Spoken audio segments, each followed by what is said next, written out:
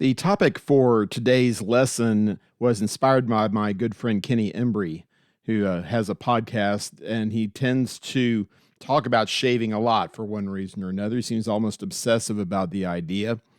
He is clean shaven, at least every time I've ever seen him, he is. And he takes his shaving very, very seriously, and that's perfectly fine. I have no issues with that. And he has no issues with me shaving less completely than he does, as far as I know, anyway. I hope that I'm speaking accurately. Kenny, you can correct me if I'm mistaken there.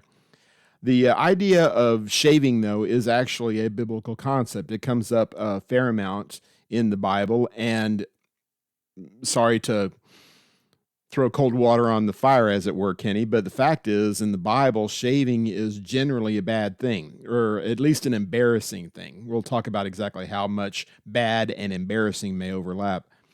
But shaving was seen as a way of making a man less of a man. And there are a lot of cultural implications regarding this. Long story short, the nation of Israel, like many ancient nations and some current nations too, as far as that goes, believed that facial hair distinguished a man, and it was appropriate and even needful for a man to present himself with facial hair, some or a complete face of facial hair. I don't know if you are acquainted with the meme from Parks and Recreation, the TV show, which I don't haven't watched, but I know Ron has this line that is very popular, where he says that he wears facial hair because he is neither a woman nor a child, and there's some accuracy to that. Traditionally, cultures have encouraged their men to grow facial hair so they can show that they are in fact male. They are distinguished from women, from children. And I know that that is a bit of a hot button these days. I don't care to get into a big discussion about that here today. But I think that most of you who are listening would agree with me that men need to present themselves as men and women need to present themselves as women. And there needs to be a visible distinction between the two. God has made us in certain ways. We celebrate that, we accept that, and we work honoring that and pursuing the best that we can be as God has made us. And again, there's a lot of debate over those kind of things these days. But 99.99% of the time, it's really not any more complicated than that. I know that people want to make it more complicated. It's not. A man needs to be manly, and a woman needs to be womanly. And shaving has a fair amount to do with that in that context. And I'll cut you off at the pass here and emphasize that there are other ways, cultural and otherwise, there are other ways of demonstrating yourself to be who you are, clothing or behavior, whatever, that do not necessarily involve shaving. And I think that's perfectly fine. If you want to be clean shaven, that's fine. If you want to have a full facial hair or anything in between, that's fine too, as far as I'm concerned. That was not the case for people, at least on a cultural level, in Bible times, at least not for all people. I'd like to look at a couple of examples of shaving in the Bible and discuss how the idea of shame factored into God's training and orienting of his people, how they were able to work out God's will, oftentimes by deliberately humiliating somebody or having them humiliate themselves. There is a story in 2 Samuel chapter 10, verses 1 through 5, where David is making overtures toward the Ammonites, who have been his allies in times past. There's a changing of the guard. His old friend has died. The new son is on the throne now, and he figures that he will express kindness and perhaps continue this alliance that they've had. The Ammonites have traditionally been kind of sketchy as far as their relationship with the Israelites, and things are at a good place. Well, not so much anymore. The young king decides that he's going to stick his thumb in David's eye, as it were, and he takes these ambassadors that David has sent to him, and he deliberately humiliates them. He does that by cutting off the skirt of their robes up to the hips, and by shaving off half their beard. And it's interesting in this context. It almost reads like the beard thing is more embarrassing than the nakedness thing. I don't think that's actually the case. I think that's more an indication that it's just easier to fix the clothes thing than it is fix the beard thing. But they're told to stay where they are until their beards grow back. Presumably they got to change the clothes too, and it didn't take as long as it took to get the beards back. And then they could resume their duties. But the implication is that in their humiliated state, it was not possible for them to be seen properly as men. Now, you and I probably would say something along the lines of get over it and move on. It's about more than your hair. That's an easy call for us to make 3,000 years removed from the event. The bottom line is they clearly thought that they could not. Their shame was palpable, and it interfered directly with their ability to function, especially as representatives of the king. The king is supposed to be this strong man, a masculine man, as it were, someone who projects authority and power and strength, and having clean-shaven or half-shaven representatives going out, that was going to subvert the message, evidently. We should remember, though, that in these moments of humiliation, and we all encounter them in one way or another, sometimes they're avoidable, sometimes we inflict them on ourselves, and sometimes we have nothing to do with it whatsoever. Jesus is humiliated on the cross. That's almost certainly the worst example that we know of.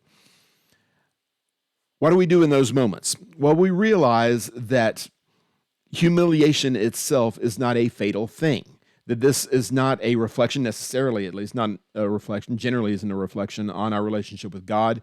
It's simply where we are in the moment, and it's not where we want to be, and it's where we want to get out of as quickly as possible, and there's no need to apologize for feeling that way. But the state of humiliation is just where we are in the moment. It has nothing to do necessarily with our relationship with God. Deliberate humiliation, in fact, was oftentimes a short-term approach to circumstances. The most famous example of this is the sackcloth and ashes business and related approaches to mourning and to hardship and to suffering and affliction and whatnot. In Joel chapter 2 and verse number 13, there's an interesting phrase there where the people are told to rend their hearts and not their garments. And that seems to be a reflection on this idea of deliberate humiliation. I am distraught, I am repentant, I am humiliated before God, and so therefore I'm going to rend my clothing. That's a very ancient Jewish tradition, still continues in some circles even today. I'm going to embarrass myself. I'm going to destroy my own clothing to show everybody how sad I am, how upset I am, how humiliated I am. Well, that may be fine as far as that goes. But if our shameful state does not bring any kind of real state of repentance into our hearts, we're just making ourselves look foolish for no reason. That's why the people in Joel's day were encouraged to rend their hearts instead. If you want to be publicly embarrassed about your sin, then go ahead and publicly embarrass yourself. You got a lot to be embarrassed about. And we do too in our day, just as Joel's people did in those days. If we want to show that might be a fine thing. But if it is not accompanied by genuine repentance, the rending of our hearts, as it were, then there's no point in just embarrassing ourselves for no particular reason. God is not looking for us to be humiliated simply so that we will be humiliated. He wants us to come to him in trusting and obedient faith and believe that he is watching over us, that he is lifting us up, that whatever kind of elevation, whatever kind of glory we might want in this life, he is going to give it to us. And anything that we might want, he will give. So any kind of state of sacrifice or debilitation or ignominy that we may experience in the short term, we can handle all of that as long as we are progressing down the road toward submission to God, as long as we are growing our faith, and sometimes, if necessary, and sometimes it is, shaving a little bit, pardon the expression, off of our ego, thinking a little bit less of ourselves, a little bit more about God. So that's the shave from the enemy. It can be that the bad people out there in the world will do something bad to us. Maybe you were bullied in the schoolyard just because you were the wrong colored skin or because you weren't friends with the right people or whatever. And that's unfortunate. Maybe it gets worse. You get to be a teenager and you're bullied because of your faith, or you get into your work environment or college and you're oppressed. You are picked on because you are a person of faith and you're willing to show that faith. And it creates demonstrable negative results in your life. That's not a good thing. But it can be an ennobling thing if we grow closer to God in those moments instead of drifting further away, or even worse, forsaking our faith entirely because we don't want to feel humiliated. We can grow through this experience, or we can quit in this experience. That gets to be our choice. So don't let some knucklehead out there in the world, some enemy, interfere with your walk of faith. There's no need for that. We don't want that for ourselves. Now, that's what our enemies will do, and sometimes our friends will do it too. And it hurts even worse when our friends do it than when our enemies do it. And this brings up the most famous shave in the entire Bible. It's in Judges chapter 16. It involves a man named Samson, who is a judge in Israel and a general. Well, he has problems, let's put it that way. And much of it has to do with his ego. I've oftentimes said that Samson sometimes will succeed despite his strength instead of because of his strength. We know Samson because of his great physical prowess, and that's remarkable. And God used that physicality of Samson to accomplish his purposes many times, including ultimately in his own death. But generally speaking, Samson used his strength to show off. He used his strength to put himself in harm's way for no particular reason and then get himself out of harm's way. Not because God was going to be glorified, unless maybe he was glorified accidentally. Generally speaking, he was in it for himself. And then he meets Delilah, and he falls head over heels with this woman, of course, and she gives him every opportunity to sniff out the problem, to sniff out the interference, the duplicity, her mixed loyalties at best, you might say. And we read Judges chapter 16, we just scratch our heads. How can a person be this silly? How can a person be this gullible after just one attempt after another? It's obvious that Delilah is setting him up. Well, the easy answer is love is blind, and Samson is willing to go through this because he is besotted with Delilah, and I don't doubt that that's a big part of it, if not most of it.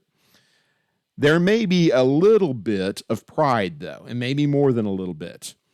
Although he confesses toward the end, if I am shaved, if I take a razor on my head, I will lose my strength. Maybe Samson knows that, but he doesn't really know that, if you know what I'm saying. Maybe this is a tradition on his part. Maybe he has, despite what God has promised, despite what he has known his entire life, maybe he actually believes in himself that he is the source of his own strength. And from a practical standpoint, that kind of sort of makes sense. If you know a massive bodybuilder who's just got muscles on his muscles, and we assume that Samson looked like that, if he looks like that and all of a sudden God snaps his fingers and he loses all of his strength, does that mean that muscle mass goes away? Does that mean that he's suddenly doesn't look like a strong man? I don't know that I see that necessarily in the text. Maybe there's something supernatural going on with Samson's strength beforehand. At any rate, it's not unusual, it's not ridiculous for us to assume that maybe Samson doesn't really think he's going to lose his strength.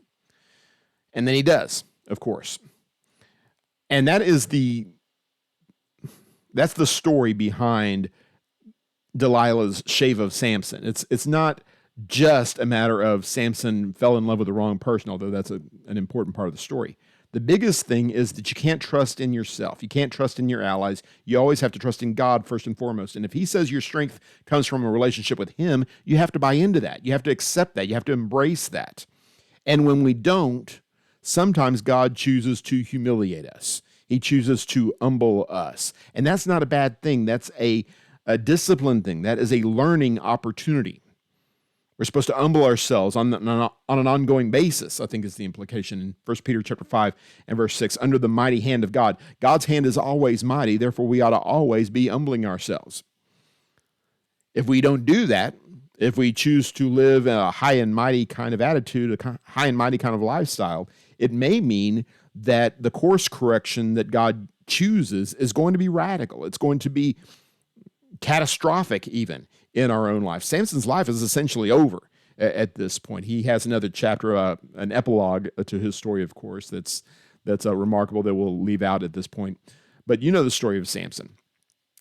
And you know that the greatest lesson that Samson ever learned is to trust in God instead of trusting in himself. That's what we need to be doing. We need to be shaving ourselves. When we are caught up in circumstances, when we are listening to our own press, when we are full of ourselves, as it were, the best thing that a friend can do in this moment, and I think you could debate about exactly how much of a friend Delilah was, but nevertheless, the best thing that a friend can do in this moment is to shave us, to humble us, maybe not in a rude way or an unnecessarily painful way, but bring us down to earth. You're not right now.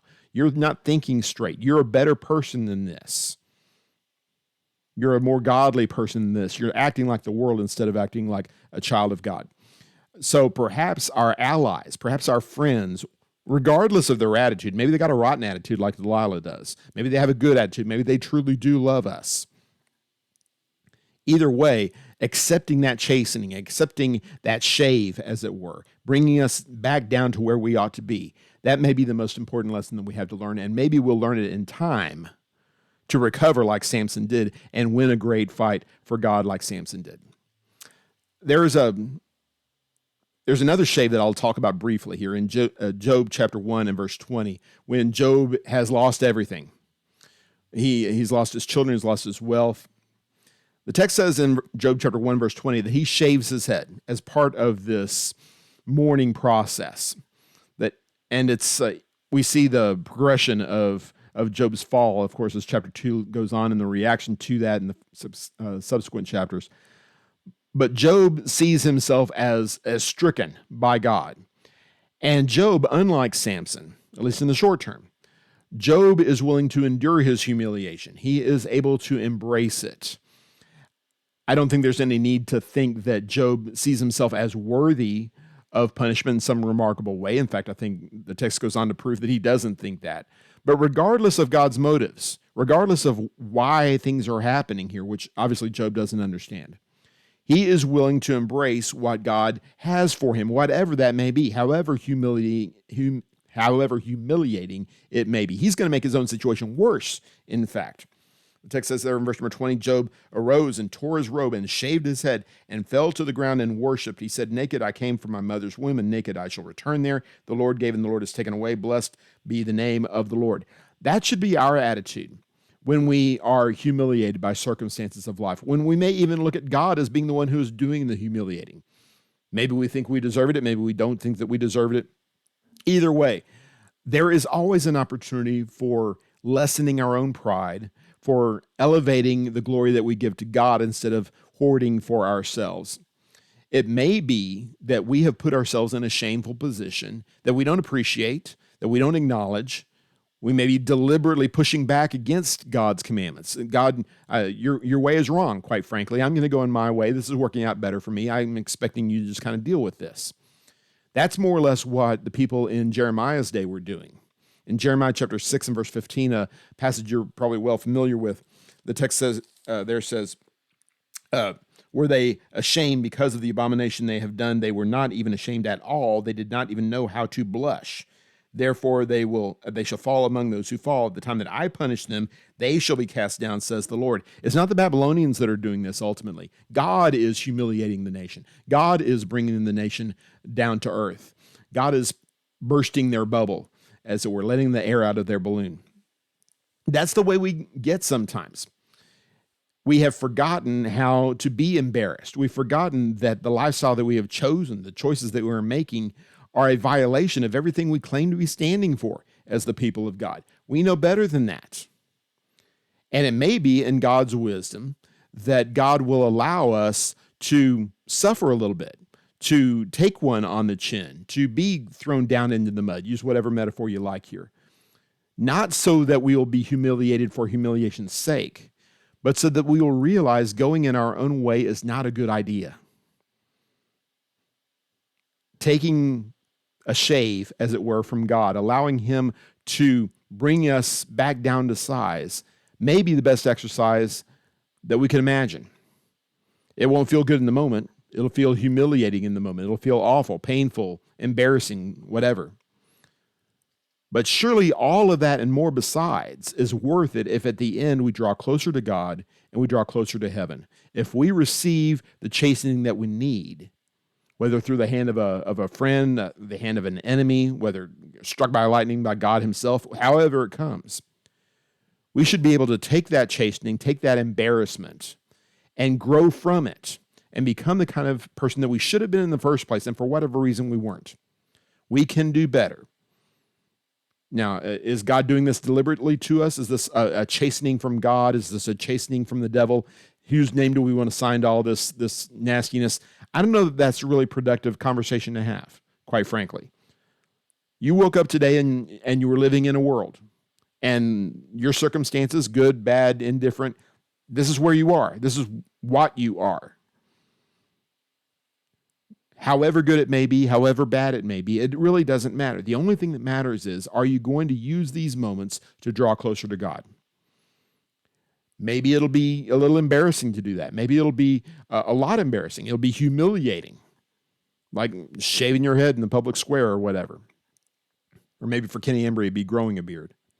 In any case, being willing to take that, being willing to humble ourselves or have God humble us, that might be the first step toward a richer, fuller,